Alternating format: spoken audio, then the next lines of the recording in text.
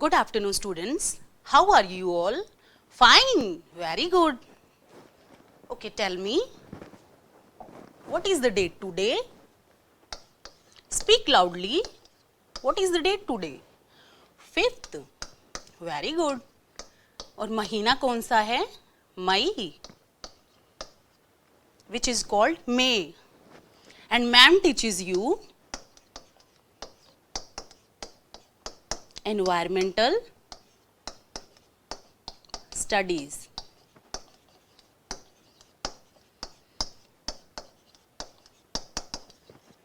Okay. Okay, students, tell me. आपको पता है नेचर में आप बहुत सारी चीजें देखते हो. There are so many different things which we see around us. ऐसी बहुत सारी चीजें हैं जो हम अपने आसपास देखते हैं. What are these different things which we see around us? बताइए, आप बताइए रवि, आप बताइए अमायरा. Table, very good. और क्या क्या है? पोडियम, बहुत अच्छे.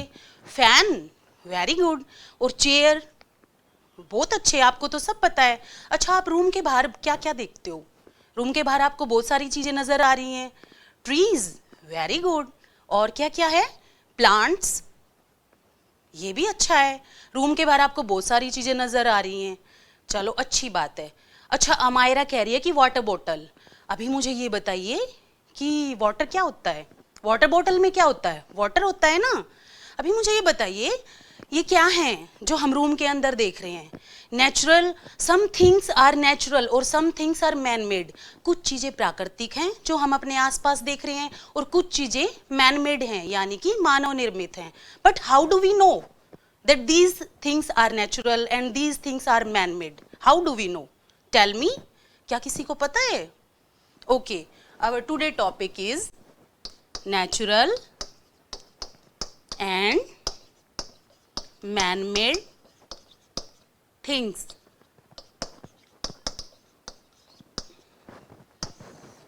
अभी मुझे बताइए, नेचुरल थिंग्स और मैन-मेड थिंग्स, हम इनको कैटेगराइज कैसे करेंगे?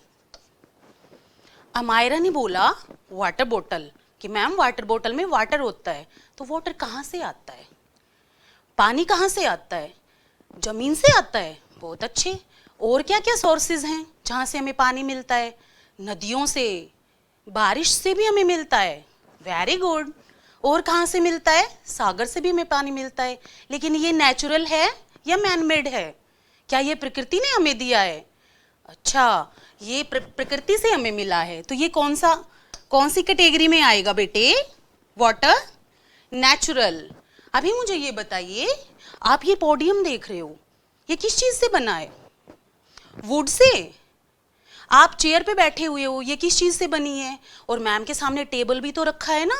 तो ये टेबल है, ये किस चीज से बनी हुई है? वुड से बनी हुई है. तो जो वुड हमें मिलती है वो किस चीज से मिलती है? ट्रीज से मिलती है. बहुत अच्छे. तो जो ट्रीज हैं, क्या हम उनको बना सकते हैं? प्लांट्स हैं, ट्रीज हैं, क्या हम उनको बना सकते हैं? ये तो हम नहीं बना सकते, ये तो हमें नेचर ने दिया है. तो ये भी क्या हो गया हमारा? नेचुरल. और जो वुड है वो भी हमें ट्रीज से ही मिल रही है. लेकिन मुझे ये बताइए, ये किसी ने तो बनाया होगा ना. वुड का इस्तेमाल करके जो हमारी टेबल है, ये हमारा पोडियम है, ये किसी ने तो बनाया होगा. तो कौन बनाता है इसका? हम फर्नीचर बनाते हैं, तो फर्नीचर तो किसी ने बनाया होगा जो कि हमें वुड से मिल रहा है. तो फर्नीचर को कौन बनाएगा? आपने देखा है कभी किसी को बनाते हुए? कौन बनाता है इसको? आपने अपने आसपास बढ़ई को देखा है, आपने कारपेंटर को देखा है, वो बनाता है furniture. Thank you. PRT level की जो टीचिंग होती है, तो ध्यान दीजिए कि जो बच्चे बैठ जाइए, आप जो पीआरटी के जो बच्चे होते हैं, तो उनका जो लैंग्वेज लर्निंग होता है वो लेटर्स का शेप पढ़ाया जाता है उनको. जी. ठीक है. जो straight line, semi circle, full circle और कर्सिव राइटिंग कराई जाती है. तो क्या होता है कि उनके जो लेटर्स होते हैं वो प्रोनाउंस्ड होते हैं, यानी कि एक लेटर दूसरे लेटर से एकदम डिफरेंट दिख रहा होता है. तो उनके लिए जब राइटिंग करेंगे बोर्ड पे जी. तो बच्चे जिस तरह की राइटिंग से फेमिलियर हैं, आपने देखा होगा कि बच्चों का जो टेक्स्ट जो होता है ना, उसके फॉन्ट्स बड़े बड़े जी बड़े होते हैं ना. जी. क्यों बड़े बड़े होते हैं? क्योंकि बच्चों का जो फोकस करने की जो एबिलिटी होती है वो भी उनका बायोलॉजिकल डेवलपमेंट के साथ बढ़ रही होती है, इंप्रूव कर रही होती है, जी। तो उनके लिए चीजें इजियर बनाते हैं। तो जी। मेरे ख्याल से पीआरटी के जो टीचर्स हैं उनको लिखते समय उनको लेटर्स बड़े बड़े लिखने हैं और क्लियरर लिखने हैं। यही राइटिंग अगर आप कर रही हैं पोस्ट ग्रेजुएशन में या 12th या बीएससी के बच्चों, ग्रेजुएशन के बच्चों के लिए, तो तुरंत समझ जाएंगे आपने क्या लिखा है। हैंडराइटिंग हार्डली मैटर्स, ठीक है जी। तो हम एक चीज को केयरफुल रहना है। परसों मैं बता रहा था ना, अलग अलग तरीके हैं कैसे डेट्स लिखते हैं, ठीक है। हाँ जी। तो चूंकि date they run into double digit, months also run into double digit, तो अगर ये डबल डिजिट में नहीं है तो वी फिल द वॉइड, तो यहाँ पर एक जीरो डालना है जरूरी होता है, ठीक है ना। जी। Now it is correct 5th May 2023, और इसको थोड़ा सा क्लैरिटी लानी पड़ेगी, ठीक है ना, क्योंकि वो छोटे बच्चे हैं तो थोड़ा सा फॉन्ट को बड़ा करना है, और जो वर्ड्स हैं उनका जो डिफरेंस है, जैसे कि फॉर एनवायरमेंटल स्टडीज स्पेसिंग थोड़ा सा ज्यादा रखना है और जी। कोशिश करना है कि थोड़ा बड़े फॉन्ट्स में लिखें, थोड़ी क्लैरिटी के साथ लिखें। छोटे बच्चे हैं, उनके आईज उतना डिस्टिंक्टिव फोकसिंग नहीं कर पाती हैं। अरे सर एक्चुअली डिजिटल पे प्रॉब्लम होती है थोड़ी, डिजिटल पे चाह के भी वो राइटिंग नहीं आ पा रही। दूसरे बोर्ड पे बहुत अच्छी गोल गोल सुंदर बनावट जो बच्चों की होती है पीआरटी वाला, उसमें अच्छी आ रही है, इस पे दिक्कत है डिजिटल पे। पता नहीं, मैंने तो कभी जिंदगी में इस पे लिखा नहीं है, तो कभी हम मतलब लेकिन कोशिश करने से हो सकता है। हाँ जी। मान लीजिए कि हमने कैसे नहीं पहुंचे, मान लीजिए हमने ऐसे एन लिखा, ठीक है,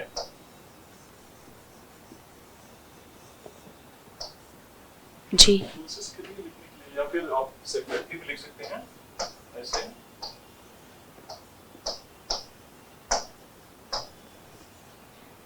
अगर कर्सिव नहीं लिख सकते तो सेपरेटली थोड़ा सा बड़ा लिखना तो जरूरी होगा। और दूसरी बात है कि जो लेटर्स है ना, कैरेक्टरिस्टिक्स ऑफ द लेटर्स होते हैं जो राइटिंग में, ए की तरह दिखे, आर की तरह दिखे, टी की तरह दिखे, एल की तरह दिखे।